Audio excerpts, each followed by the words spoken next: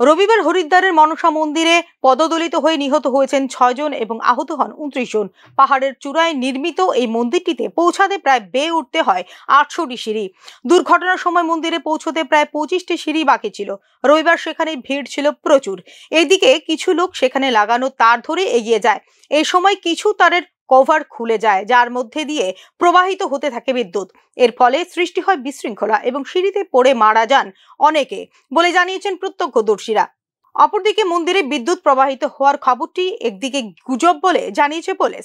মন্দিরে প্রচুর ভিড় জমানোর কারণেই এই দুর্ঘটনা ঘটেছে বলে জানিয়েছে গাড়োয়াল বিভাগের কমিশনার বিনয় শঙ্কর পাণ্ডে। মনসা দেবী মন্দিরে পদদলিত হয়ে 35 জন আহত হওয়ার খবর পাওয়া গেছে। তাদের হাসপাতালে আনা হলেও 6 জন মারা গেছেন, বাকিরা চিকিৎসাধীন বলে জানিয়েছে স্থানীয় জেলা প্রশাসন। ঘটনার ম্যাজিস্ট্রেট পর্যায়ের তদন্তের নির্দেশ দিয়েছে মুখ্যমন্ত্রী পুষ্কর সিং ধামি।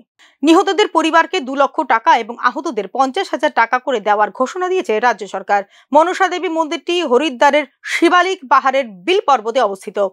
হরকি পৌরি থেকে প্রায় 3 কিলোমিটার দূরে অবস্থিত এই মন্দিরটিতে পৌঁছাতে হয় 1.5 কিলোমিটার চড়াই পথ ধরে অথবা রেলওয়ের মাধ্যমে।